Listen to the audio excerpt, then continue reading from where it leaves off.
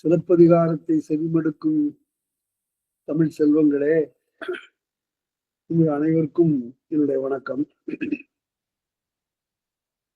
இப்போது கொலைக்கடக்காதையில் 131வது அடியிலிருந்து நாம் பார்க்க போகிறோம். ஒரு ஏதிலனாக எந்த விதமான ஆதரவும் இல்லாதவனாக ஒரு சோழ நாட்டிலிருந்து ஒருவன் பாண்டி நாட்டிற்கு வந்திருக்கிறான். தெய்வமன்றி வேறு துணை இல்லை என்று சொல்லப்படும். அவ்வாறு வருகின்றவன் ஒரு வஞ்சக பொற்கொல்லனிடம் அவன் வசப்பட்டு, அரசனுக்குரிய பொற்கொல்லன் ஆகவே அவனிடம் காட்டலாம் என்று கருதி தன்னுடைய சிலம்பை கொடுத்து விடுகிறான். அந்த சிலம்பை எடுத்துக்கொண்டு போய் இப்போது பொற்கொல்லன் அரசனை அணுகிறான். அரசன் எந்த சூழலில் இருந்தான் என்பதுதான் இப்போது மிக இன்றியமையாத ஒரு செய்தி. கூடல் மகளிர் ஆடல் தோற்றமும் 131வது அடி. கூடல் மகளிர் ஆடல் தோற்றமும். கூடல் என்பது மதுரைக்கு மற்றொரு பெயர். நான்மாட கூடல், அதாவது 4 புறத்தும் பெரும் மாடங்கள் அடுக்கிய ஒரு பெரு நகரம். அதுக்கு இன்னொரு பேர் மதுரை. மதுரை என்பது பெரும்பாலும் அறிஞர்கள் பலரும் கூட அது வடமதுரை, இது தென்மதுரை என்று சொல்லுகிறார்கள். வடக்கே கண்ணன் இருந்த இடம் வடமதுரை, தெற்கே இது தென்மதுரை என்று. அந்த மதுரையினுடைய பெயர் தான் இதற்கு வந்தது என்றெல்லாம் சொல்லுகிறார்கள். இல்ல, திருவிளையாடல் புராணத்தில் தெளிவாக சொல்லப்படுகிறது.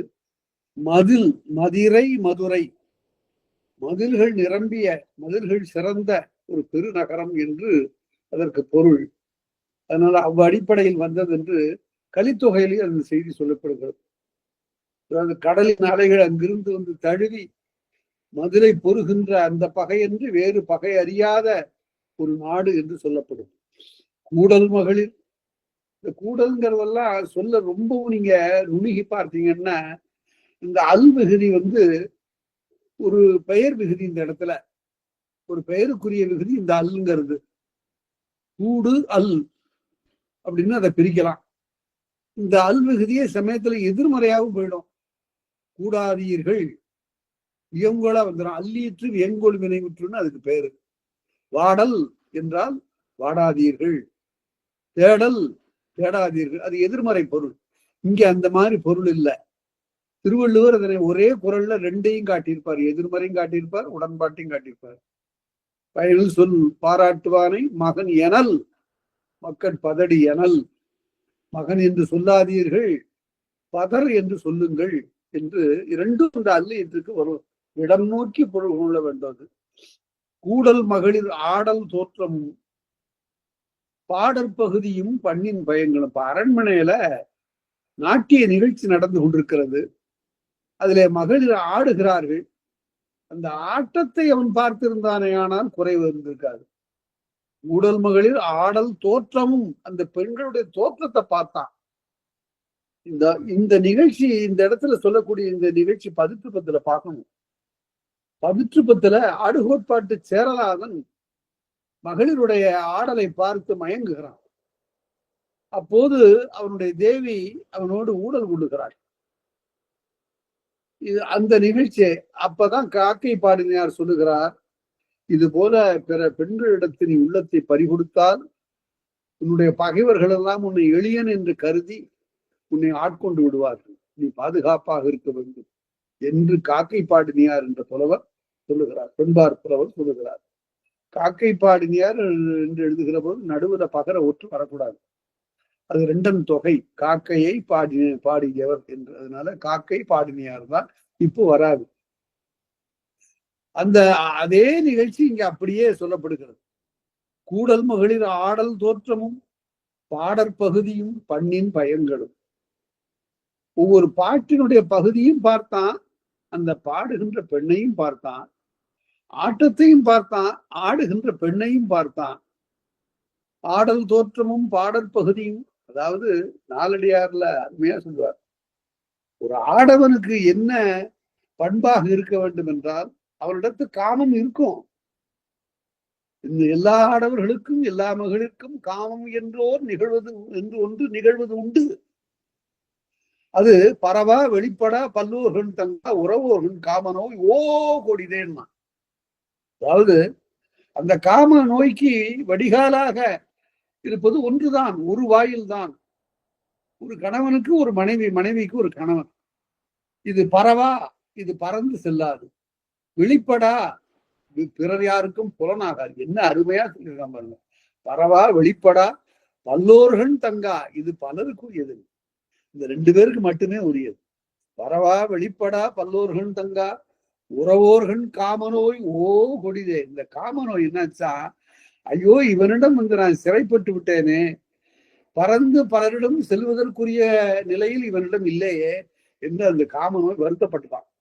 அது நாலடியார் ஒரு மிகச்சிறந்த ஒரு நூல். அது நீதி நூல்கள்ல அது ஒரு சிறந்த நூல். திருக்குறளுக்கு பிறகு தோன்றிய நூல்கள்ல நாலடியார் தான் மிகச்சிறந்த நூல். அத 400 புலவர்கள் இயற்றியதாக சொல்லுவதெல்லாம் மிகை. அது பிறகு பார்க்கலாம். பாடற்பகுதியும் பண்ணின் பயங்களும், பண் என்றாலே பண்ணப்படுவது என்று பொருள். அதாவது செய்யப்படுவது, இயற்றப்படுவது என்று பொருள். என்ன பண்ணீங்க அப்படின்னு இப்ப கேக்குறாங்க. என்ன செய்தீங்கன்னு. இத சீரியாழ் செவ்வழி பண்ணிங்கிறார் கபிலர் புறநானூற்றுல. சீரியாழ் பண்ணி பண்ணின இசைத்துன்னு தான் பொருள். அது காலப்போக்கில் செய்துன்னு மாறிடுச்சு, பொருள் மாறியது. பாடற்பகுதியும் பண்ணின் பயங்களும், பயங்கள்னு இருக்கு பாருங்க, அது பன்மை. பயன் என்பது ஒருமை, பயம் என்பது பன்மை. அந்த இந்த ஆட்சி இப்ப இல்ல. பயன்கள் என்று எழுதுகிறார்கள். கல்விகுதி வந்தது, கல்விகுதி பிற்காலத்தது. பயம் என்பதுதான் மகர ஒற்றுதான் பன்மைக்குரியது. கலன் என்றால் ஒருமை, களம் என்றால் பன்மை. அணிகலன், அணிகலம் ரெண்டுக்கும் வேறுபாடு, ஒருமை பன்மை தான். பண்ணின் பயங்களும் காவலன் உள்ளம் கவர்ந்தன. அது அவருடைய உள்ளத்தை கவர்ந்தது. இது பெரும்பாலும் அரச குடும்பத்தில் இருக்கக்கூடியவர்களுக்கு இந்த குறைபாடு இருந்தது. ஆனால் சங்க காலத்து அரசர்களை மிகவும் பாராட்டத்தக்கது என்னவென்றால் 2 பாடல்கள் இருக்கின்றன. ஒன்று நெடுஞ்செழியனுடைய பாட்டு, இன்னொன்று சோழ அரசன் நலங்கிள்ளியினுடைய பாட்டு. அந்த 2 பாடல்களையும் புறநானூறு சொல்லுகிற போது, என்னுடைய மனைவி அல்லாத மற்றொருத்தினுடைய கூந்தலிலே என்னுடைய கழுத்து மாலை புரள்வதாக இருந்தால் அப்படிப்பட்ட மாபெரும் குற்றத்தை செய்தவனாகுக என்று அவன் சொல்லுகிறான். எங்க ஆசிரியர் அதனை எழுதுகிற போது அவர்களை பற்றி ஒருமை கணவர் என்று எழுதுவார். அதாவது ஒரு நெஞ்சம் உடையவர், அந்த நெஞ்சத்துல வேற யாருக்கும் இடம் இல்லை. காவலன் உள்ளம் கவர்ந்தன என்றுதன் ஊடல் உள்ளம் உள்கறந்து ஒழித்து. எப்படி எழுதியிருக்கணும் நியாயமான்னு கேட்டா, உட்கறந்துன்னு எழுதியிருக்கணும். அது புணர்ச்சி விதிப்படி உட்கறந்துன்னு வரணும், உள்ளத்தே கறந்துன்னு. இங்க வெளிப்படையா பிரித்து எழுதுகிறார். இது இந்த மாதிரியான நிகழ்ச்சி வந்து சங்க இலக்கியத்தில் இருக்காது. அங்க உட்கறந்துன்னு தான் வரும். இங்க சங்க இலக்கியம் இல்லை. இது பிற்காலத்து கொஞ்சம் இளகிய தமிழ் சிலப்பதிகாரத்திலிருந்து நமக்கு தொடங்குகிறது. ஊடல் உள்ளம் உள்கறந்து ஒழித்து, உள்ளத்தே கறந்து ஒழித்து, தலைநோய் வருத்தம் தன்மையிலிட்டு. கோப்பெருந்தேவி என்ன செய்கிறாள், இதை பார்க்கிறார். தன்னுடைய கணவனுடைய கண்களும் உள்ளமும் பிற மாதர்பார் சென்றன என்று அறிந்த நிலையில் தலைநோய் வருத்தம் தன்மையிலிட்டு, எனக்கு தலையை வலிக்குது நான் போறேன் என்று நிகழ்ச்சியில பாதியில அவர் எழுந்து விடுகிறார். அதாவது ஊழ்வினை எப்படி வருகிறதுன்னு காட்டுகிறார் இளங்கோவடிகள். தலைநோய் வருத்தம் தன்மேலிட்டு குலமுதல் தேவி கூடாதேக. குலமுதல் தேவி அவர்தான் கோப்பெருந்தேவி. அரச உயர்குடி பிறப்புடையவங்கிறதுக்காக குலமுதல்னு சொல்றார். அவளும் ஒரு அரச குடும்பத்திலே தோன்றியவள். குலமுதல் தேவி கூடாதேக, அவனோடு உள்ளம் கூடாது ஊடல் காட்டி எழுந்து செல்ல, அந்த ஊடல் குறிப்பு உணர்ந்து கொள்கிறான் பாண்டியன். மந்திர சுற்றம் நீங்கி, மந்திர சுற்றம் மந்திரம் அப்படின்னு பாருங்க. இதற்கு முதல்ல விளக்கம் சொன்னவர் மந்திரம்ங்கிறதுக்கு நிறைமொழி மாந்தர் ஆணையர் கிளந்த மறைமொழிதாமே மந்திரம் என்ப அப்படின்னாரு தொல்காப்பியர். அத மிக உயர்ந்த அறிவுடையவர்கள், நிறைந்த மொழி உடையவர்கள், அவர்கள் ஆணையில் கிடந்த அவர்கள் ஆணையிட்டு சொல்வதுதான் மந்திரம். மந்திரம் என்பதற்கு எப்படி வந்தது?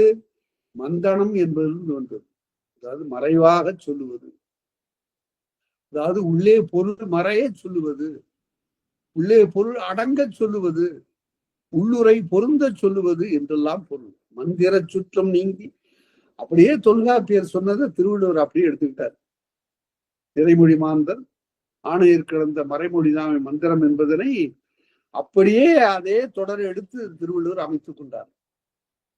மந்திர சுற்றம் நீங்கி மன்னவன் சிந்தரி நெடுங்கட் சிலதியர் தம்மோடு. சிந்தரி என்றால் கண்ணுல சிவந்த அரி உடைய சிறு சிறு கோடுகள். கோடு எப்படி வந்தது? நரம்பின் நுண்ணிய பகுதிகள் கண்ணிலே சிவப்பாக படர்ந்து தெரிகின்றன. சிந்தரி நெடுங்கண் சிலதியர், சிலதி என்றால் பணிச்சியர், ஏவல் மகளிர். சிலதியர் தம்மோடு, இப்படித்தாங்க எழுதணும். பல இடங்கள்ல என்ன பண்ணுவாங்க, தன்னோடுன்னு எழுதிடுவாங்க. சிலதியர் என்பது பன்மை, தன்னோடுன்னு வரக்கூடாது. அது தம்மோடுன்னு வந்திருக்கு பாருங்க. சிலதியர் தம்மோடு பலரோடு சேர்ந்து கோப்பெருந்தேவி கோயில் நோக்கி, அந்த பணிச்சியரோடு சேர்ந்து கோப்பெருந்தேவியினுடைய அந்த புறம் நோக்கி காப்புடை வாயில் கடைகாணகவையின், அந்த அந்த புற வாயில் கதவை அணுகுகின்ற காலத்தில், அகவை என்றால் பொழுது, காலம் என்றெல்லாம் பொருள். வயது என்பதற்கு நல்ல தமிழ் சொல் அகவை என்பது. வயது என்பது தமிழ் சொல் இல்ல, அகவை என்பது தமிழ் சொல். 80 அகவை, 60 அகவை, 50 அகவை என்று சொல்லக்கூடிய வழக்கு இப்ப வழக்குல வந்து விட்டது. கடைகான் வாயில் கடைகான், வாயில் கடை என்பது முந்தினாக தொக்கு இலக்கண போலி. கடை வாயில், கடைசி வாயில், அது அங்கிருந்து வந்து அணுகுகின்ற காலத்து வாயில் கடைகான அகவையில், அந்த பொழுதுல விழுந்தனன் கிடந்து தாழ்ந்து வல ஏத்தி, இந்த வாயிலை கண்ட அளவிலேயே அங்கு அரசன் வருகிறான் என்பது அறிந்து இந்த பொற்கொல்லன் வீழ்ந்தனன் கிடந்து, கீழே தரையில விழுந்து வணங்குகிறான். வீழ்ந்தனன் கிடந்து தாழ்ந்து வல ஏத்தி, அடியேன் என்று சொல்லி தன்னை தாழ்த்தி கொண்டு அரசனை வாழ்த்துகிறான். அரசனை காணுகிற போது ஏவலாளர்கள் யாரும் வாழ்த்தி சொல்ல வேண்டும் என்பது மரபு. பின்னாடி வழக்குரை காதையில நம்ம பார்க்கிறோம். செழிய வாழி தென்னவ வாழி பழியோடு படரா பஞ்சவ வாழி வெற்றி வெற்றி தடக்கை கொற்றவ வாழி என்றெல்லாம் வாழி வாழி வாழி என்று அடுக்கி பேசுவான் வாயிற்காப்போம். அதுபோல சிந்தரி நெடுங்கண் சிலதியர் தம்மோடு கோப்பெருந்தேவி கோயில் நோக்கி காப்புடை வாயில் கடைகாணவை வீழ்ந்தரன் கிடந்து தாழ்ந்து பல ஏத்தி, கண்ணகமின்றியும், கண்ணகம் என்பது அகழும் கருவி, தோண்டுகிற கருவி. கடப்பாறைன்னு பொருள், வேற ஒண்ணும் இல்லை. அதாவது வீட்டுல கண்ணம் வைக்கிறவன் திருடன் என்ன செய்வான் என்றால், இந்த கண்ணக்கோல் என்று அதற்கு பெயர். இந்த கடப்பாறைக்கு ஒற்றை இரும்பு தண்டு, அதை கொண்டு கொஞ்சம் மெல்ல மெல்ல தோண்டி கொள்ளுவான். இது பல சுவையான நிகழ்ச்சிகள் இலக்கியத்துல உண்டு. ஒரு இடத்துல ஒரு கல்வன் அப்படி சுவரை தோன்றான், கண்ணை வைக்கிறான். வைக்கும் போது என்ன ஆயிடுது, அவன் உள்ளார நுழையிறான், சுவர் இடிஞ்சு அவன் மேல விழுந்து அப்படியே அங்க இறந்து போறான். உடனே அந்த கல்வனை சார்ந்தவர்கள் அரசனிடம் முறையிடுகிறார். கணவன் கல்வன் தான், அவன் குற்றம் தான் செய்ய போனான். ஆனா அந்த சுவர் இடிந்து விழுந்து அவன் இறந்து போயிட்டான்னா அதற்கு யார் பொறுப்பு? அந்த சுவருக்கு உரியவன் பொறுப்பு. அவன் பொறுப்பு ஏற்கணும்னு சொல்ல அவன் என்ன சொல்லுகிறான், நான் என்ன பண்ணுவேன், சுவரை வைத்தவனை கேள் அப்படிங்கிறான். உடனே சுவரை வைத்த கொத்தனை கூப்பிட்டு கேட்கிறார்கள். அந்த கொற்றன் என்ன சொல்லுகிறான் என்றால், மண் இழகி போச்சுங்க, தண்ணீர் கூட போச்சு. நான் கட்டும்போது தண்ணீர் கூட போனதற்கு என்ன காரணம்? அந்த ஆளை கூப்பிடு, தண்ணீர் ஏன் அதிகமா ஊத்துறேன்னு. அவன் அங்கிருந்து சொல்றான், தண்ணீர் மிகுதியாக போனதற்கு காரணம் அளவாதான் நான் கொண்டு வந்தேன். அப்ப அந்த பக்கத்துல ஒரு அழகான இளம்பெண் போனா, அவளை பார்த்த பார்வையில எவ்வளவு தண்ணீர் ஊற்றுவது என்பதை மறந்து நான் நிறைய ஊத்திட்டேன். ஆக எல்லா பிழைக்கும் காரணம் கடைசியில இந்த காமம் என்பது ஒன்று என்பதனை உரையில சிற வரைய காட்டுகிறார். இவ்வாறு கோப்பருந்து கண்ணகமன்றியும் கவைக்கோல் இன்றியும் அது சுவரை துளையிடுகின்ற கருவி. அது கவைத்திருப்பதுன்னா இரண்டாக பிளந்திருப்பது.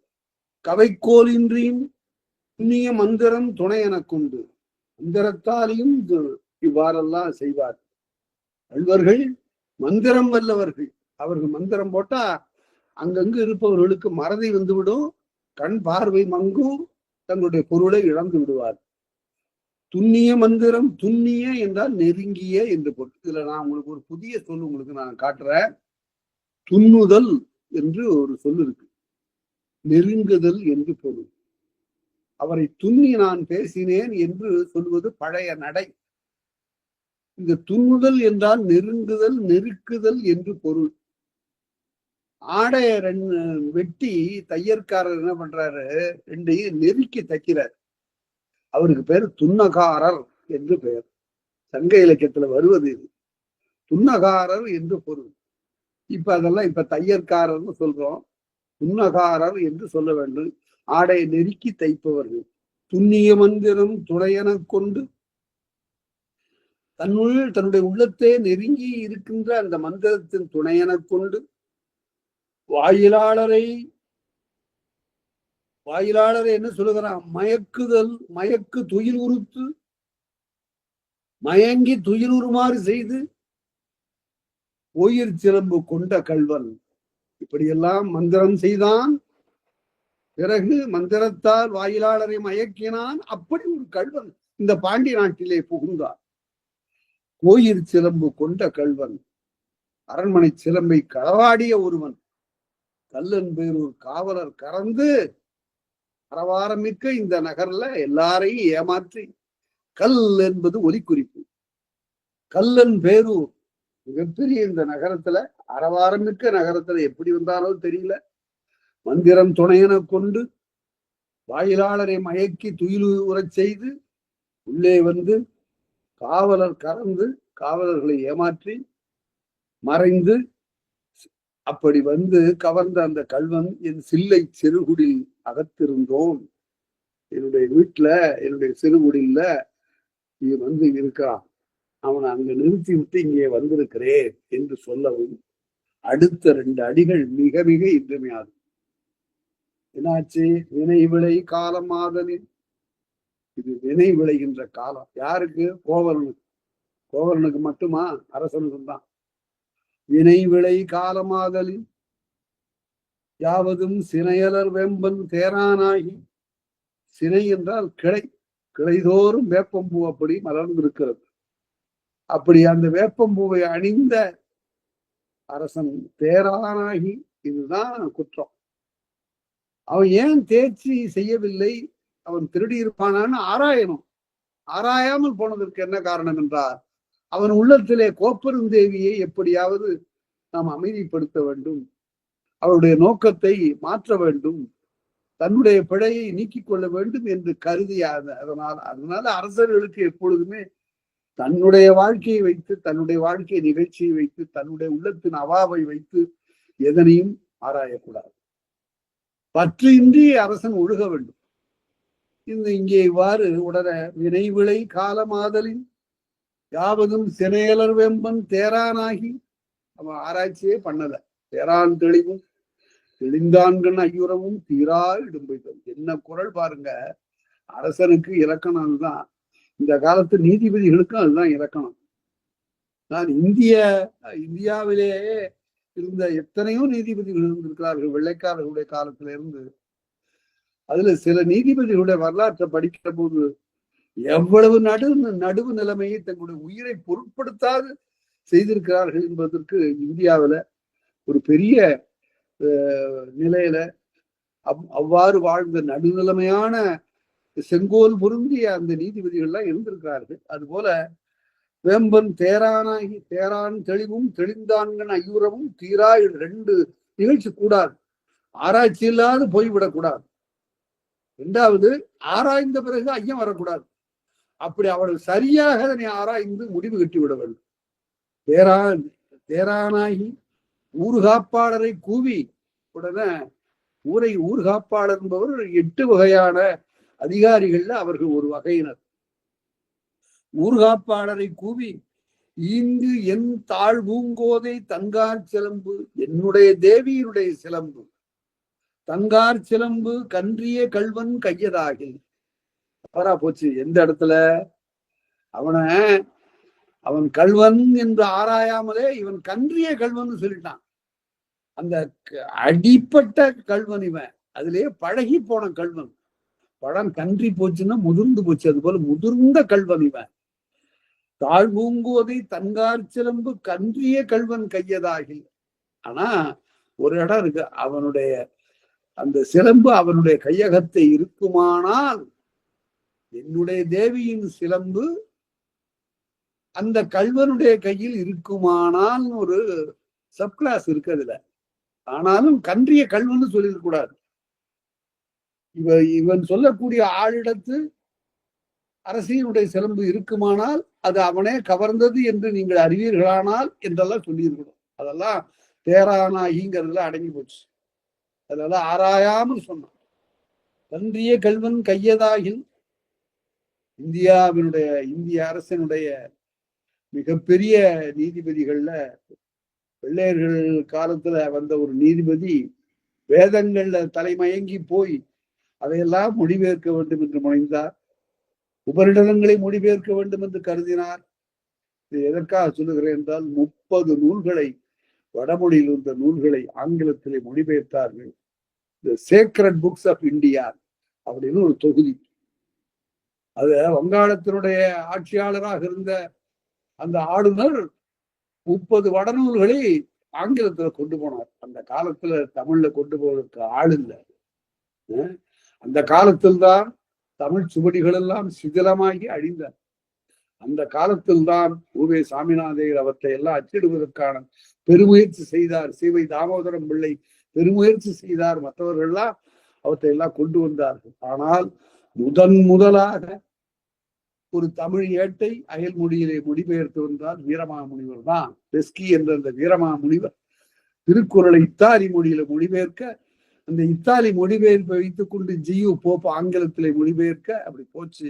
ஆனா அந்த காலத்திலும் மிக விழுமியதாக போற்றப்பட்ட சங்க இலக்கியம் போகல.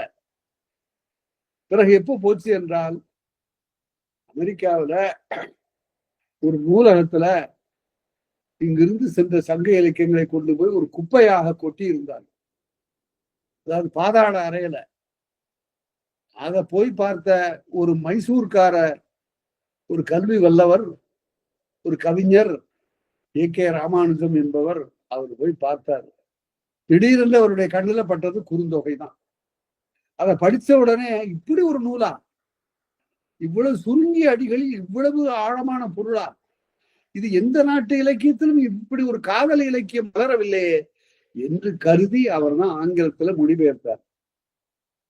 முதலாக சங்க இலக்கியத்தை ஆங்கில மொழியில கொண்டு போனவர் அவர் தான்.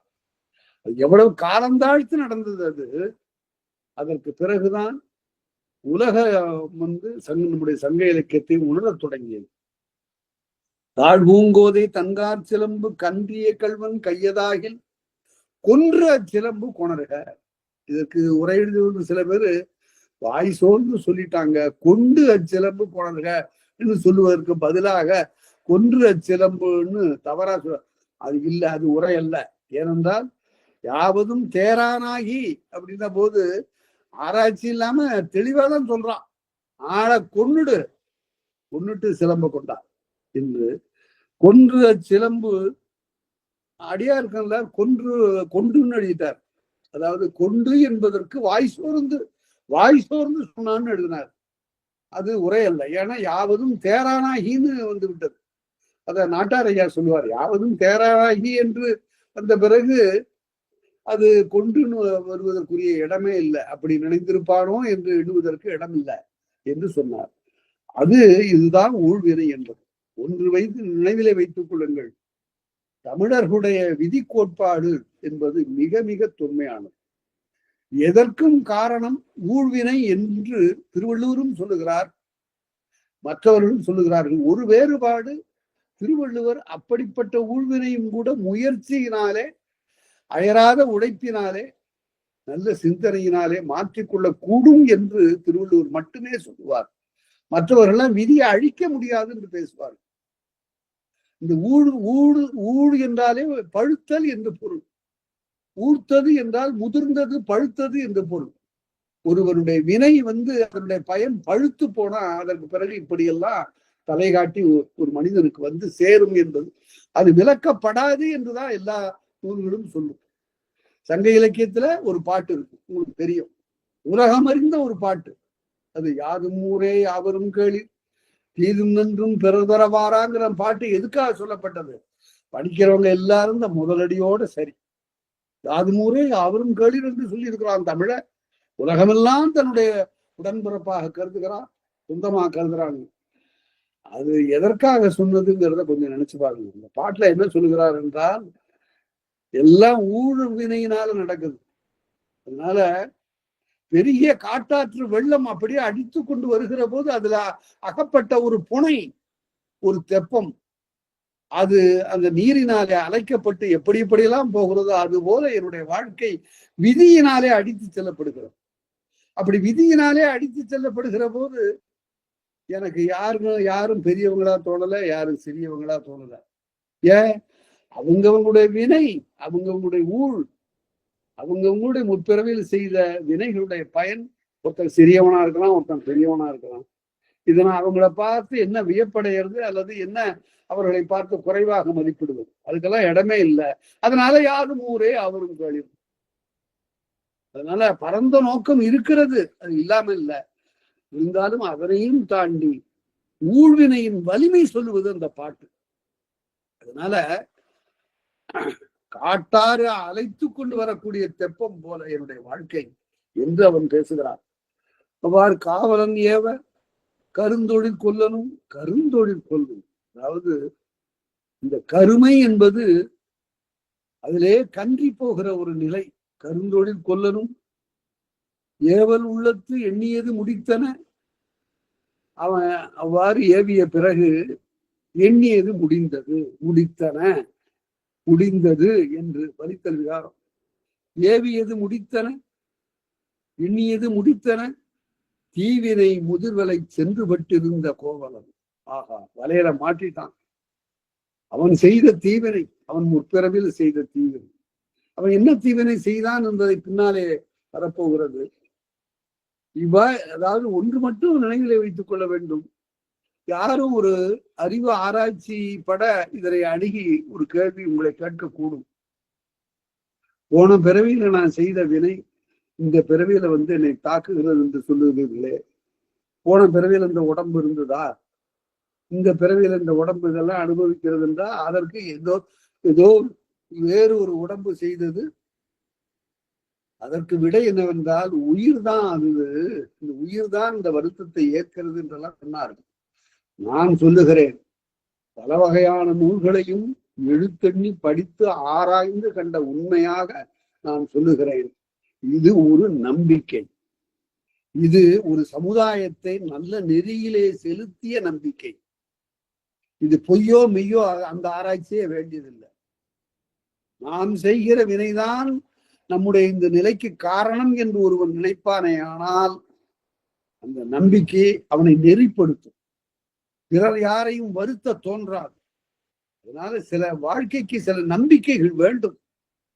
நான் கூட ஒரு அரங்குல சொன்னேன், வாழ்க்கைக்கு சில பொய்கள் கூட வேண்டும். என்ன பொய்? உயர்ந்த பொய். அது என்ன பொய்? நினைத்து பாருங்கள். அத ஏஎல் பாஷம் எழுதுகிறார். ஆஸ்திரேலியாவில் இருந்த மாபெரும் வரலாற்று ஆசிரியராகிய ஏஎல் பாஷம் எழுதுகிறார், உலகத்திலேயே இந்த ஆத்மா என்று ஒன்று இருந்தது. அது பிறவி, டிரான்ஸ்போர்மேஷன் ஆஃப் சோல்ஸ், ஒரு பிறவியிலிருந்து இன்னொரு பிறவி எடுக்கும் என்றெல்லாம் முதலாக சொன்னவன் உலகத்திலே தமிழன் தான். வேறு எந்த நூலிலும் காணப்படாது. அத பாஞ்சால தேசத்து அரசனுக்கு கற்பிக்கின்ற அருணி கௌதமன் என்ற முனிவன் சொல்லுகிறான், இந்த சிந்தனை வேத நூல்களில் இல்லை. இந்த சிந்தனை, ஒரு உயிர் அதனுடைய பணியெல்லாம் முடிந்த பிறகு அது செய்கின்ற வினைகளுக்கு தகுந்தாற் போல அடுத்த பிறவியில ஒரு பிறவி எடுக்கும். அது செய்த வினைகளுக்கு தகுந்தாற் போல ஒரு பிறவியை எடுக்கும். என்று சொன்ன அந்த சிந்தனை தமிழர்களுக்கே உரியது. இதுதான் தமிழர் பண்பாடு. தமிழர் பண்பாடுன்னு உடனே தை மாதத்துல பொங்கல் நாள் அன்னைக்கு ஆடவர்கள்லாம் வேட்டி கட்டி கொள்வது, மகளிர் எல்லாம் பட்டுச்சேலை உடுத்திக் கொள்வது, வாசலுக்கெல்லாம் மாக்கோலம் போடுவது,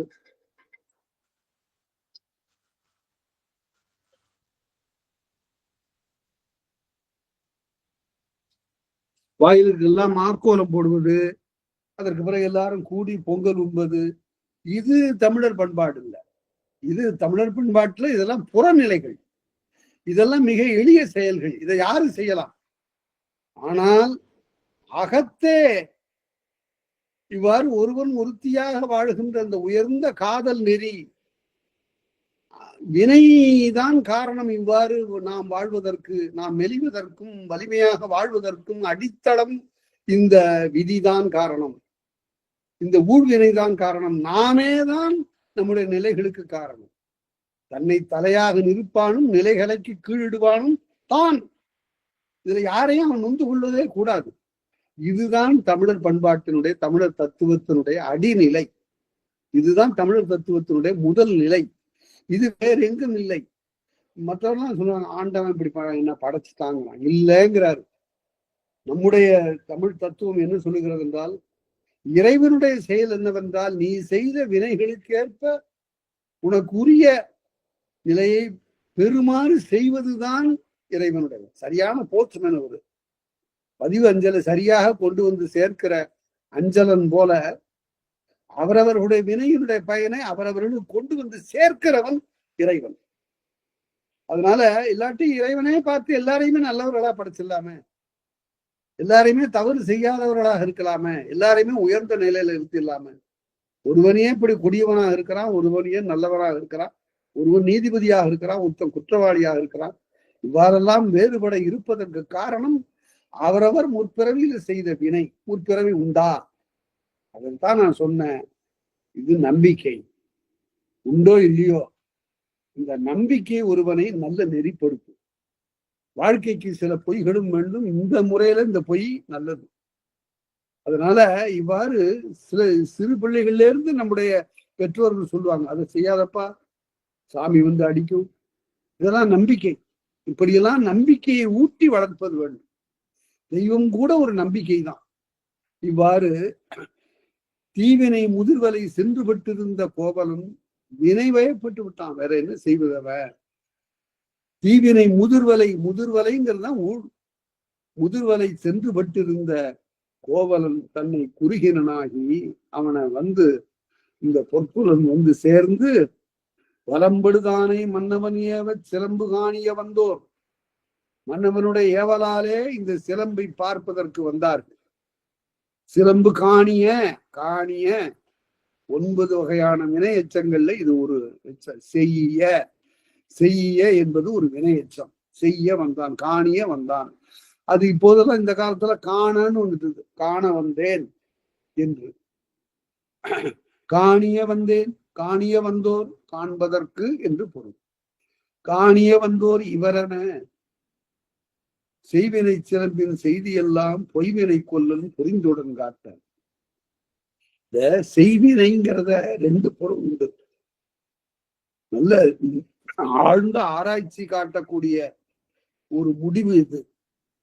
செய்வினை என்பது தொழில் அழகாக முற்றுப்பட்டிருக்கின்றன்னு ஒரு பொருள். செய்த வினை, செய்கின்ற வினை, அது வினைத்தொகையா வருது. அவ்வாறு வினையினாலே மாட்சிமைப்பட்டங்கிறது இங்க பொருள். அதாவது தொழிலாலே மாட்சிமைப்பட்ட, கைத்தொழிலாலே மாட்சிமைப்பட்டன்னு இங்க பொருள். வேற ஒரு இடத்துல என்ன பொருள்னா, செய்வினைன்னு நாம் செய்த வினைன்னு பொருள். இது இந்த செய்த வினைங்கிறது முதல்ல இப்படி வர்றது எங்க வருதுன்னா, புறநானூற்றுல கோப்பெருஞ்சோழனுடைய பாட்டுல தான் வருது. செய்குவோம் கொல்லோ நல்வினை எனவே அப்படின்னு சொல்லுகிற போது அருமையான பாட்டு அது. அவன் இறந்துபட போகிறான். அப்போது அங்கிருந்து வந்த அமைச்சர்கள்லாம், அரசே, உன்னுடைய மக்கள், உன்னுடைய புதல்வர்கள் உன்னிடம் இருந்து மாறுபடுகிறார்கள் என்பதற்காக நீ உள்ளம் வருந்தி நீ உண்ணா நோன்பு இருந்து உயிர் விட வேண்டுமா? நினைச்சு பாரு. நீ ஒரு நல்ல அரசன், உங்களை விட்டு போகலாமா? இப்படி எல்லாம் உண்ணா நோன்பு இருந்து உயிர் விட்டா இது தற்கொலை இல்லையா?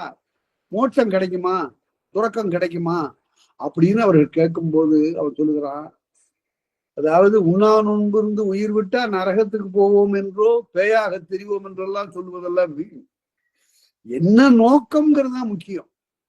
நான் இவ்வாறெல்லாம் வாழ்க்கையில தவறுகள் நடக்கக்கூடாது என்று ஒரு உயர்ந்த நோன்பை ஏற்கிறேன். அந்த நோன்பிற்காக நான் பட்டினி கிடந்து உயிர் விடுகிறேன். அதனால உயர்ந்த நோக்கம் இருந்தால் யானையை வேட்டையாடுவது போல, நோக்கம் உயர்ந்தது இல்லை என்றால் முயலை வேட்டையாடுவது போல. யானை வேட்டுவன் யானையும் பெருமே, குறும்பு வேட்டுவன் வருங்கையும் பெருமே.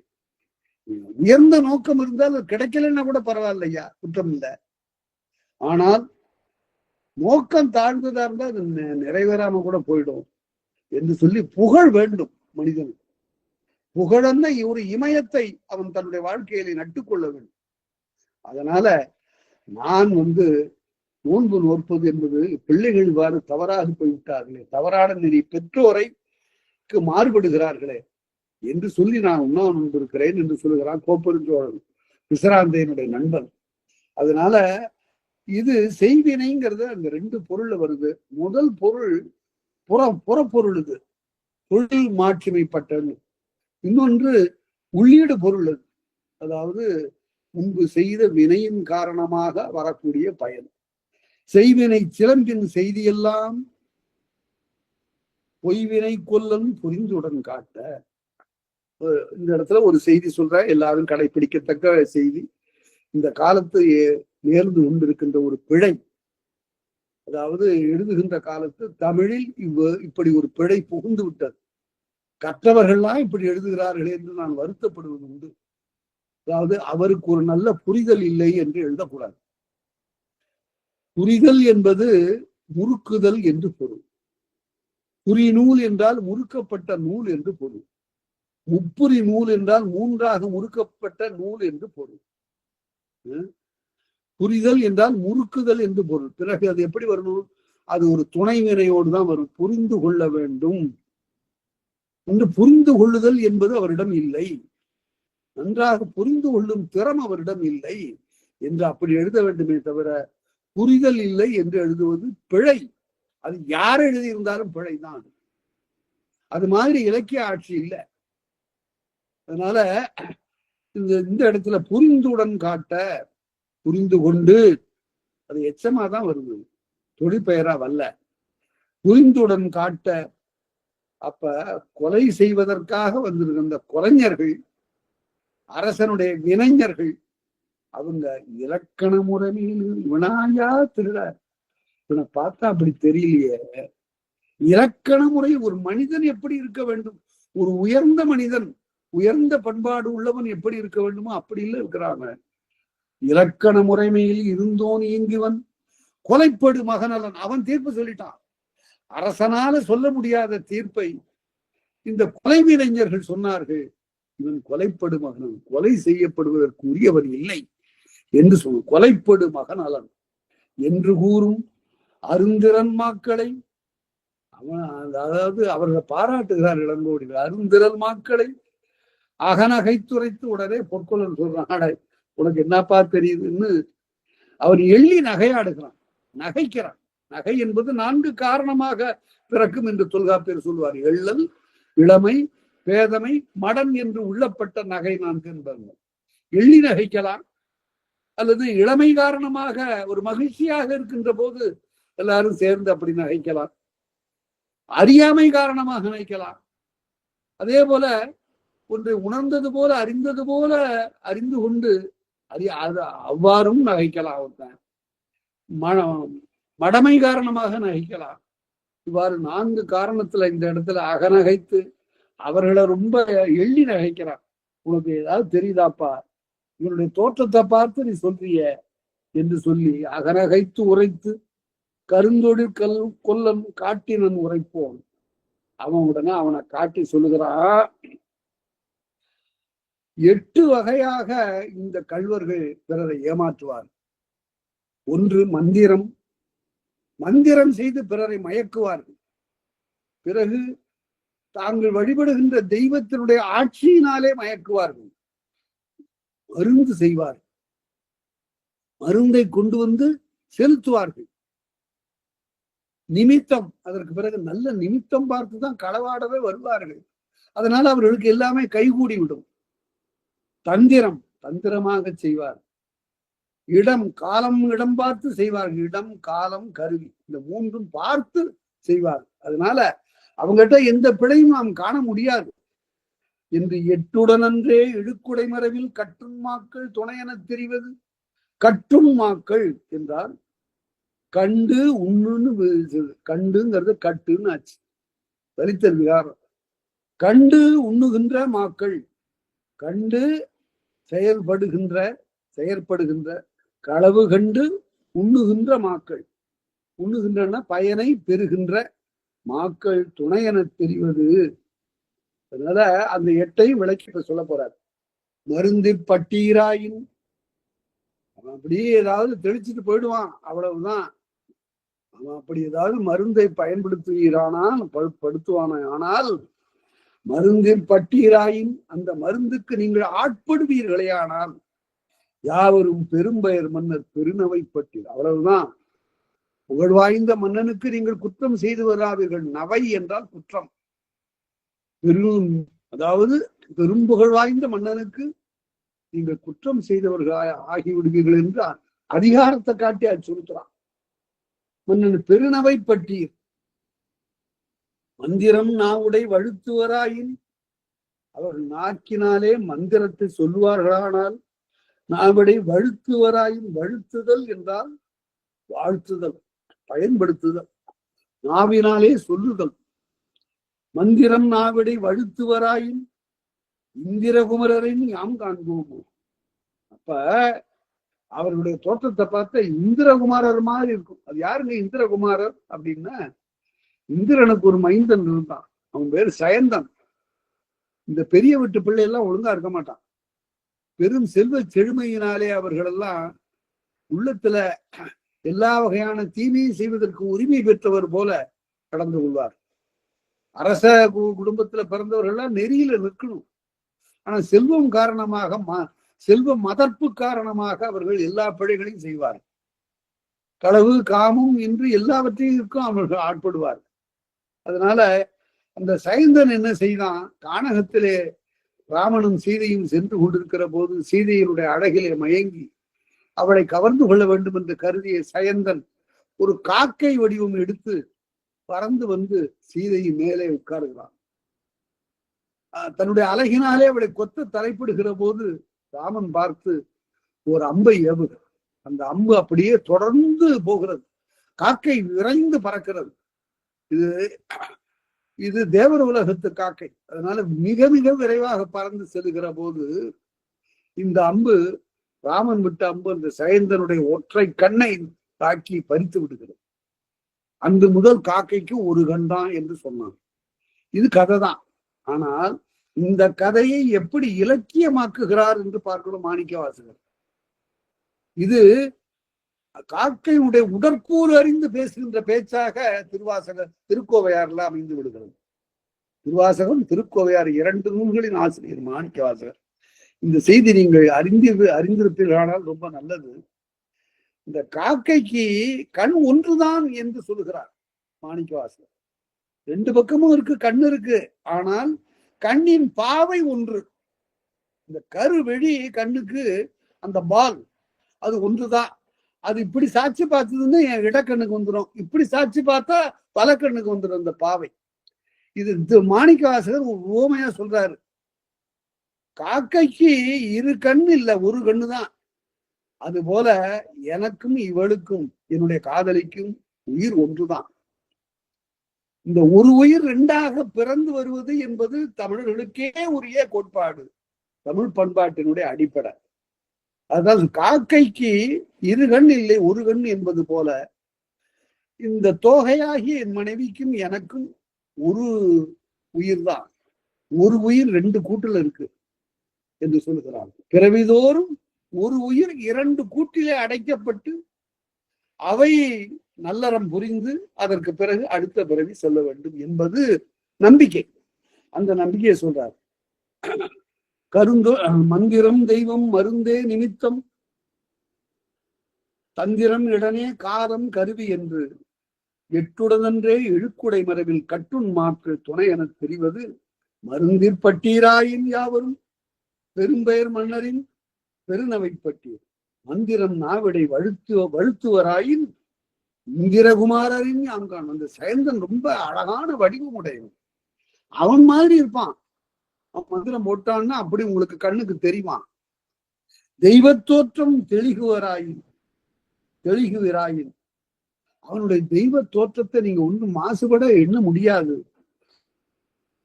காட்டியும் பெயர்க்குவார். உங்ககிட்ட இருக்கிற பொருளை அவன் கையில எடுத்துக்கொண்டு இந்த மாதிரி எடுத்துட்டு போறான்னு காட்டி போயிடுவான். நீங்க ஒண்ணும் சொல்ல முடியாது. காட்டையும் பெயர்க்குவர்.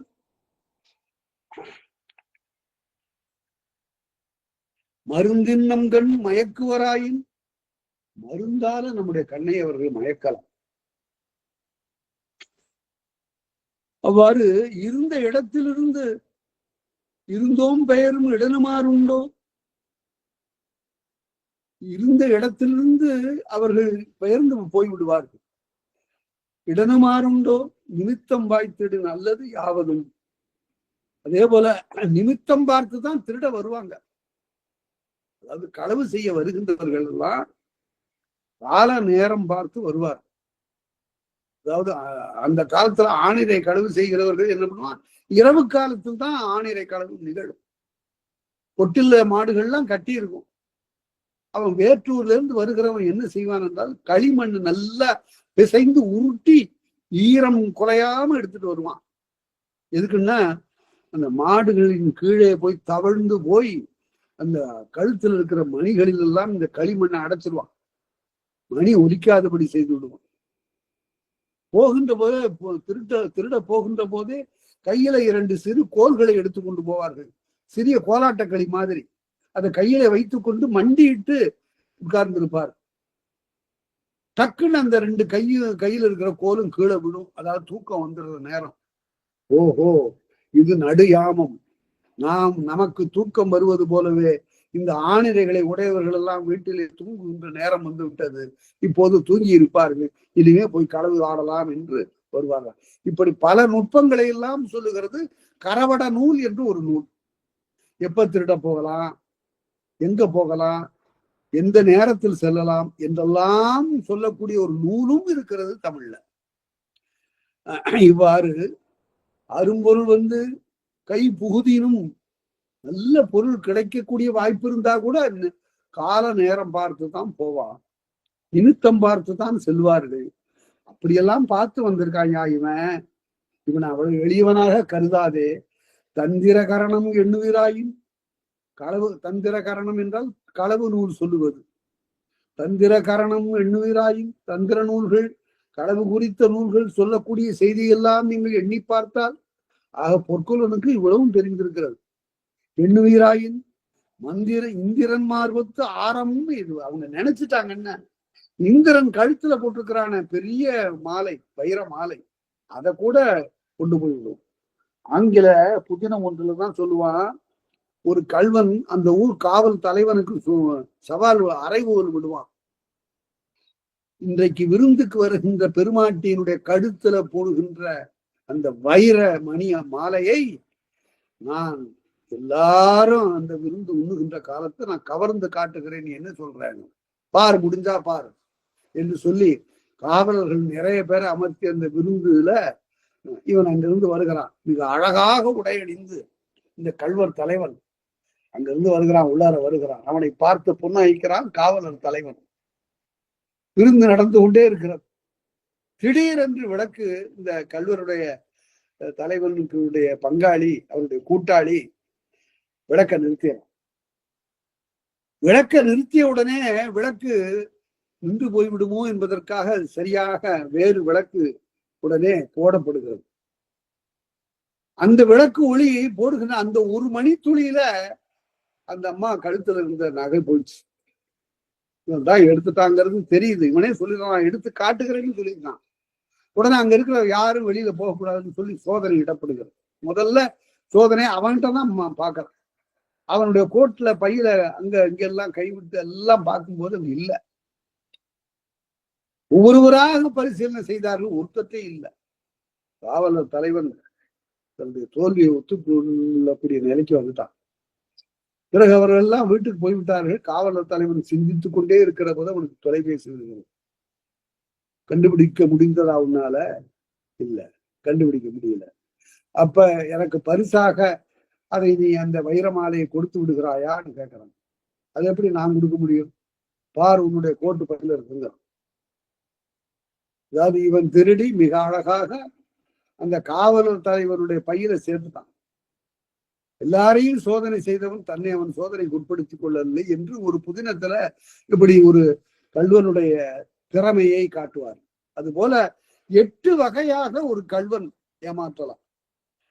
இவ்விடம் இப்பொருள் கோடற்கு இடமெனி, இந்த இடத்துல இந்த பொருளை கைப்பற்றி தீர்வது என்று கருதிவிட்டால், இவ்விடம் இப்பொருள் கோடற்கு இடமென், கோடல் தொழிற்பெயர் கொள்ளுதல், கோடற்கு இடமெனின் அவ்விடத்து அவரை யார் காண்கிருப்பார்? அந்த இடத்துல யார் காண முடியும்? காலம் கருதி அவர் பொருள் கையூரின் இடந்தெறிதல் காலந்தெறிதல் இன்று அவர்கள் களவாடுவதற்கு வேண்டிய நிலையில் அவர் செய்வார்களேயானால் அவர் பொருள் கையூரின் மேலோராயினும் விளக்கலும் உண்டோ? தேவர்களாக இருந்தாலும் கூட முடியாது, கண்டறிய முடியாது. மேலோராயினும் விளக்கலும் உண்டோ? கருவி கொண்டவர் அரும்பொருள் கையூரின் இருநிலமருங்கின் யார் காண்கிருப்பார்? யார் பார்க்க முடியும்? சரியான கருவி கொண்டு அவர்கள் தொழிலை செய்து விடுவார்களே, ஆனால் அதற்கு பிறகு அவர்களை கண்காணிக்கவும் அவர்களை கண்டு கொள்ளவும் யாரால் முடியும்? இரவே பகலே என்று 2 இல்லை. அவங்களுக்கு இரவும் கிடையாது, பகலும் கிடையாது. அதாவது எந்த நேரத்திலையும் அவன் திருடுவான். இரவே பகலே என்று 2 இல்லை. 2 பொழுது உங்களுக்கு கிடையாது. கரவிடம் கேட்பினோர் புகலிடம் இல்லை. அவர்கள் களவு செய்யக்கூடிய இடத்தை அவர்கள் முடிவு செய்து விட்டார்கள். ஆனால் நாம தப்பிக்க வழியே இல்லை, புகலிடம் இல்லை. நமக்கு புகலிடமே கிடையாது.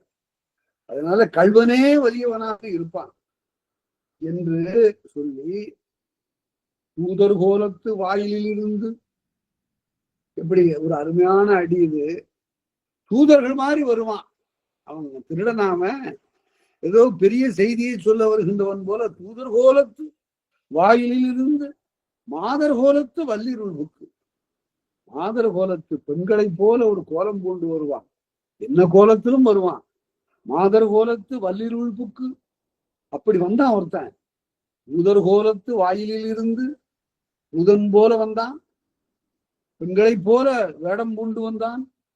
விளக்கு நிழலில் துளக்கிலன் சென்றான். விளக்குக்கு கீழே இருட்டு இருக்கும். அந்த இருட்டுல பதுங்கி இருந்தான். துளக்கிலன் அசையாதவனாக இருந்து, துளங்குதல் அசைதல், துளக்கிலன் அசையாதவனாக இருந்து இளங்கோவேந்தன் துளங்குழியாரம்.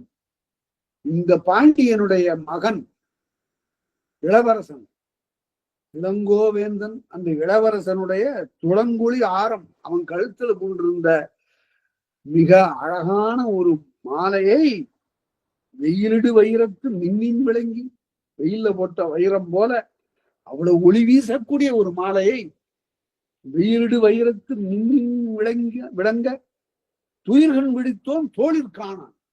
விழிச்சு பார்த்தான். விழித்து பார்த்த போது கழுத்தில் இருந்த மாலையை இளவரசன் காணவில்லை. எப்படி வந்தாம? தூதர் போல வந்தான், மாதர் போல வந்தான், இருட்டுல புகுந்து வந்தான். வந்தவன் அந்த மாலையை காட்டிட்டான். உடைவாள் உருவ உடனே யார் ராம என்னுடைய மாலையை திருடியவன் என்று இந்த இளவரசன் வாளை உருவினான். வாளை உருவின உடனே அந்த வாள் கழித்த அந்த உரையை இந்த கல்வன் கையில் எடுத்து பற்றி கொண்டான். அந்த வாளால குத்துகிற போதெல்லாம் அந்த உரையில வாங்கினான் அந்த குத்த. உடைவாள் உருவ உரைகை வாங்கி, வாளினுடைய உரையை கையிலே வாங்கி கொண்டு எரிதொரும் செரித்த, அவன் குத்தும் போதெல்லாம் இந்த உரையினாலே அந்த வாளை வாங்கி கொண்டான். அது பயனில்லாமல் போய்விட்டது. எரிதொரும் செரித்த இயல்பிற்கு ஆற்றான். இப்படி ஆகிவிட்டதே என்று கருதி மல்லிற்கான மணித்தூண் காட்டி, சரி வாழ் போகட்டும், கையால குத்தலாம் அவனன்னு குத்த போனா தூணுக்கு பக்கத்தில் இருந்த விலகி கொள்ள இந்த கை போய் தூணை மோதியது. மல்லிற்கான மணித்தூண் காட்டி அங்கே விளக்குகின்ற தூணை காட்டி விட்டு கல்வியை பெயர்ந்த கல்வன், அந்த களவு கல்வியிலே ஊறிய அந்த கல்வன் கண்டோர் உலரில் காட்டும். அப்படிப்பட்ட கல்வனுடைய எல்லாம் கண்டு அறிந்து கொள்ளக்கூடியவர்கள் தான் நீ காட்டியா? நீங்க இவருக்கு உண்டோ உலகத்து ஒப்போ? இவங்களுக்கு ஒத்த கல்வர்கள் இந்த உலகத்துல இருக்கிறாங்களா என்று அக்கருந்தொடி கொல்லும் சொல்ல, ஆக கல்வர்களுடைய இலக்கணங்களை எல்லாம் எடுத்து சொல்லி காட்ட, அப்ப ஒரு பய என்ன பண்ணிட்டான்னா அவனுடைய பேச்சை அப்படியே உண்மையாக கொண்டு திருந்துவேல் தடக்கை இளையோன் கூறும். வேலை கையிலே ஏந்தி என்ற கலைஞர்கள்ல ஒருவன் சொல்லுகிறான் இளையோன். இப்ப இந்த காலத்துல இளையோன்கிறதுக்கு என்ன சொன்னான்? அதான் நான் பயல்னு சொன்னேன். பயல்னா பசுமையான இளமை உடையவன் பொருள், வேற ஒன்றும் இல்லை. பையல் பசுமை, அதுதான் பயல்னாச்சு. சிறு பயலே என்று உன்னை நான் நிகழ்ந்தேன் என்று ஔவையார் பாடுவார். முருகனை பத்தி பாடுவோம். பயல் என்றால் இளம் பருவம் உடையவன் என்று பொருள். இளையோன் சொன்னானா நிலநகழ் உளியன், நிலத்தையே தோண்டுகிறவன். நீலத்தானையன், நீளமாகிய கச்சை அணிந்தவன். இந்த களவு செய்கிறவன் யாரும் பெரிய ஆடைகளை அணிந்து கொண்டு போக மாட்டார்கள். அது அந்த ஆடையை பற்றி இழுத்துருவாங்கிறதுக்காக இறுக்கி கட்டிய இடுப்பு கச்சை என்று பிற ஆடைகளை பூணாதவனாகின்னு எழுதுவார். இடுப்புல கச்சைகள். சில பேர் சொல்லுவார்கள் சிறு உடையை இடுப்பிலே அணிந்து கொண்டு உடம்பெல்லாம் விளக்கெண்ணெய் தடைவான். அவன் பேர் விளக்கெண்ணெய் திருடன்னு பேரு. அவனை பிடிச்சா அவன் வழுக்கிட்டு ஓடிடுவான். அப்படியெல்லாம் நீலத்தானையன் கலனசை வேட்கையில் கடும்புலி போன்று அணிகலன்களை கவ்வுதலிலே புலியை ஒப்ப மாறி நடுநாள் வல்லிருள் மயக்கத்து நல்ல மழைக்காலத்துல நடு இரவுல ஊர்மடி கங்குல் ஒருவன் தோன்ற, ஊரெல்லாம் தூங்குகிற காலத்துல ஒருவன் வந்து கைவாள் உருவ, என் கைவாள் வாங்க. நான் அவனை கண்ட உடனே நான் என்னுடைய கைவாளை உருவன, அவன் டக்குன்னு என்னுடைய கையில இருக்கிற வாழை அவன் பறித்து கொண்டான். கைவாள் வாங்க இவ்வாய் மருங்கினும் யான் அவர் கண்டிதான். அவ்வளவுதான், என் கை வாழை பறிச்சா. அதுக்கப்புறம் திரும்பி திரும்பி பார்க்கிற எந்த இடத்துல அவனை காண முடியல. அரிது வரிசை. இந்த மாதிரி ஆட்களை பற்றி எல்லாம் நாம் அறிந்து கொள்ள முடியாது. அலைக்கும் வேந்தனும், அதாவது நாம தப்பு செய்துட்டோம், நாம ஒண்ணு விட்டுட்டோம், வேந்தன் நம்மை கொன்று விடுவான். அலைக்கும் உரியதொன்று உறைவின் உள்ளதை செய்யுங்க ஐயா அப்படின்னு அவன் சொல்ல போக முடிவு வந்துவிட்டோம். கல்லாக்க அழிமகன் ஒருவன், கல்வி அறிவில்லாத ஒருத்தன், முட்டாளாக இருந்த ஒருத்தன் என்ன செய்துட்டான்? கையின் வெள்வாள் எரிந்தான். கையில் இருக்கிற வாளை கோவலனை நோக்கி வீசின். வெள்வாள் எரிந்தனன் விலங்கூடு அறுத்து கழுத்தோடு அப்படியே துண்டாடி புண்ணுமிழ் குருதி பொழிந்துடன் பரப்ப, அந்த புண்ணிலிருந்து வெளிப்பட்ட குருதியானது நிலம் முழுவதும் பறந்தது. மன்னகம் அடந்தை வாந்துயர் கூட. அப்போதும் ஒரு பெண் அதனை கண்டு துடித்தாள். யார் அந்த பெண்? நிலமகள். நிலமகளுக்கு தாங்கல. மன்னகம் அடந்தை வாந்துயர் கூற பெரிய துயருற்றார். ராமாயணத்துல இதெல்லாம் படிச்சுதான் அவன் கம்பன் எழுதுனான். இந்த ராவணன் அங்கிருந்து வருகிறான், போர்க்களத்துல நிக்கிறான். அப்ப அவனுடைய படைக்கலன்கள் எல்லாம் போய்விட்டன. ராமன் பார்த்தான். வால்மீகி காட்டாத ஒரு காட்சியை கம்பன் காட்டுகிறான். அடையா உனக்கு அமைந்த யாரும் யாவதும் மாறுதம் அமைந்த பூளையாயின. உன் கையில கொண்டு வந்திருந்த கத்தி வாடு எல்லாம் கேடயம் எல்லாம் என்ன ஆச்சு? காற்றிலே அழைக்கப்பட்ட பூளை பூவை போல எல்லாம் செதறி போய்விட்டார். அடையா ஆடு கேடு, நான் சொல்றத. அலையா உனக்கு அமைந்த யாவும் மாறுதம் அமைந்த பூளையாயின. இன்று போய் போருக்கு நாளை வா. இன்று போயிட்டு நீ போருக்கு நாளை வா என நல்கின நாய்கள் அங்கமையின் வாழைதாவரும் கோசல நாடுடைய வள்ளல். ஒரு வள்ளல் ராமபுரம், பகைவரை மன்னிக்கக்கூடிய பெருந்தன்மையுடையவன். போ அப்படின்னாங்க. உடனே ராவணன் அதுகாரும் தலைகள் குனிந்து நடக்காதவன். அண்ணா அவனுக்கு 10 தலை இல்லை, அப்படித்தானே சொல்லணும். தலை குனிந்துன்னு சொல்லக்கூடாது. அவன் தலைகள் குனிந்து நடக்காதவன். அவன் எப்பொழுதும் அங்கங்கிருந்து வந்து அந்த அழகான பெண்களை பார்க்கிறவன். இன்னைக்கு என்ன செய்தான்? இன்னைக்கும் ஒரு பெண்ணை பார்த்தான். எந்த பெண்ணை பார்த்தான்? நிலமகள் என்ற பெண்ணை பார்த்தான். தலை குனிந்து வந்தான், தலைகள் குனிந்து வருகிறான். அது போல இங்கேயும் இன்னும் நிலமகள் அவன் பட்ட துயரை பார்த்து மண்டகமடந்தை வான்துயர் கூற வெட்டுப்பட்டுதான். குருகி நிலமெங்கும் பறந்தது, காவலன் செங்கோல் வளைய வீழ்ந்தன. அரசனுடைய செங்கோல் வளைந்தது. கோவலன் பண்டை ஊழ்வினை உறுதி. கோவலனுக்கு பழைய ஊழ்வினை வந்து சேர்ந்ததற்கு காரணம் பின்னாலே சொல்லப்பட, அவருடைய ஊழ்வினை என்னங்கிறது பின்னாலே சொல்லப்பட போகிறது. கோவலன் பண்டை ஊழ்வினை உறுத்தல், அது உருவம் பெற்று வந்தது. ஊழ்வினை உறுத்து வந்து ஊட்டும் அப்படின்னு முன்னாடி சொல்லியிருக்கிறார். சிலப்பதிகாரத்தினுடைய 3 குறிக்கோள்கள்ல ஒன்று ஊழ்வினை உறுத்து வந்து ஊட்டும். உறுத்துன்னா உருவம் பெற்று வரும். இங்க உருவம் பெற்று வந்தது ஒரு பொற்கோலனுடைய உருவத்துல வந்து சேர்ந்து விட்டது. எல்லா களிமகன் ஒருவன் வெள்வாள் எறிந்தார். ஒரு ஆராய்ச்சி இல்லாத அறிவில்லாத ஒருத்தன் வெட்டி போட்டுட்டான் என்று அப்புறம் உடனே ஒரு வெண்பா சொல்லப்படுகிறது. இந்த வெண்பா இளங்கோவடிகள் எழுதியது இல்லை, அது பின்னாலே சிலப்பதிகாரத்தை படித்த ஒருவர் இருக்காரு. நன்னும் இருவினையும் நன்னு மீன்கள் நல்லறமே. அதனால 2 வினையும் வந்து சேரும். நல்ல வினை செய்தாலும் வரும், கெட்ட வினை செய்தாலும் வரும். ஆபுத்திரம் எல்லாருக்கும் சோறு போட்டான் அமுத சுரபியிலிருந்து எடுத்து. அதனால அவன் அடுத்த பிறவியில் நாடு காக்கின்ற அரசனாக, புண்ணியராசனாக அவன் அரச கோலம் பூண்டு வந்தான். அதே போல தீவினை செய்தாலும் அப்படித்தான் வருவார்கள். நன்னும் இருவினையும் நன்னு மீன்கள். அதனால நன்னு மீன்கள் நல்லறமே. நன்னு மீன்கிறது முன்னிலை வினை. அதனால நல்ல அறத்தை நினையுங்கள் ஐயா, தர்ம சிந்தனை உடையவர்களாக இருங்கள். கண்ணகி தன் கேள்வன் காரணத்தால், கண்ணை கேள்வன் என்றால் கணவன், கண்ணகி தன் கேள்வன் காரணத்தால் மண்ணில் வளையாத செங்கோல் வளைந்தது. இதுவரையில பாண்டி நாட்டுல இந்த தலைமுறையிலையும் இப்படி ஒரு நிகழ்ச்சி நடக்கவில்லை. கோல் வளைந்ததாக நிகழ்ச்சி இல்லை. வளையாத செங்கோல் வளைந்ததே பண்டை விளைவாகி வந்தது. இது பழைய வினை இவ்வாறு உருவெடுத்து வந்தது என்று சொல்லி கொலைக்கணக்காக முடிக்கிறாரு. இந்த கொலை நிகழ்ச்சி மதுரை நகர்கண் நிகழ்கிறது. இது புறஞ்சேரியில் இருக்கக்கூடியவர்களுக்கு அப்போது அன்றைக்கு தெரிய வாய்ப்பில்லை. விரைந்து இந்த செய்தி பரவுதல் எப்படி பரவுகிறது என்பது ரொம்ப அழகா இளங்கோவடிகள் சொல்ல போறாரு. கண்ணகி இங்கே மாதரியினுடைய இல்லத்தில் இருக்கிறாள். மாதரியும் மற்ற ஆயர் மடந்தையரும் அங்கே தங்களுடைய வினையில ஈடுபட்டிருக்கிறார்கள். அப்போது அடுத்தபடியாக வருவது ஆய்ச்சியர் குறவை. இந்த குறவை என்றால் 7 மகளிர் அல்லது மகளிர் 7 சொல்லணும். இது ஒரு பிழைதான், ஆனா எல்லாரும் செய்ய தொடங்கிட்டாங்க. அது நிலையா போச்சு. என்னன்னா 7 புலவர்னு எழுதக்கூடாது, புலவர் 7 எழுதணும். 7ன்னு அகிரணை எண்ணு பெயர்.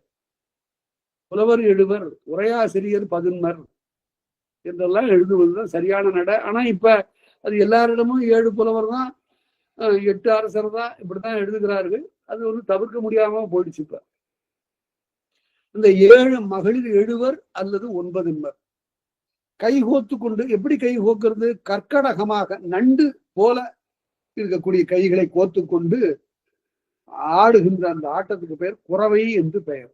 குறவை பறவை எய்த வேம்பார் பல்லுல. பறவைன்னா கடல் மாதிரி அவர்கள் பாடுகின்ற ஒலியானது கேட்கிறது. இது 17வது காதை ஆட்சியர் குறவை. ஆட்சியர்கள் 7 இப்போது இந்த நிகழ்ச்சியில 7 கைகோத்து கொண்டு ஆடுகின்றவாறு மாதரி இந்த ஆடல் நிகழ்ச்சியை நடத்துகிறார். ஏன் நடத்துகிறாங்கிறது காரணம் சொல்லப்பட போகிறது. மகளிர் 7 இவர்களுக்கு, இந்த ஆயர் குலத்தவர்களுக்கு என்ன துன்பம் வந்தாலும் சரி வாழ்க்கையில, அல்லது ஏதோ ஒரு துன்பம் வரப்போகிறது என்று தெரிந்தாலும் சரி, உடனே அவர்கள் எல்லாரும் திருமாலை, தன்னுடைய நிலத்துக்குரிய மாயவனை, கண்ணனை அவர்கள் இந்த குறவை வழிபாட்டினாலே வழிபட்டு தொடுவார்கள். எங்களுக்கு எந்த விதமான தீங்கும் இல்லாமல், எங்கள் நிலத்துள்ள பெண்களுக்கும் ஆண்களுக்கும் எந்த விதமான குறையும் இல்லாமல் எங்களை காப்பாற்று என்று வேண்டிக் கொள்வது வழக்கம். அந்த பொருண்மை உடையதாக மலர்கிறது இந்த ஆட்சியர் குறவை.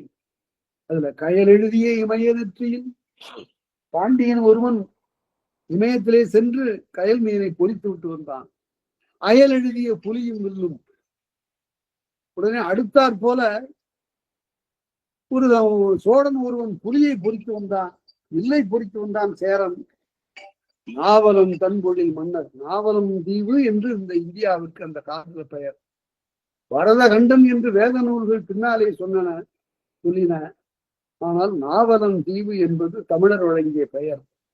நாவலன் தன்பொழில் மன்னர் ஏவல் கேட்ப பாரரசாண்ட, மன்னர்களெல்லாம் இந்த அரசனுடைய ஏவலை கேட்க மாலை வெண்குடை பாண்டியன் கோயிலில்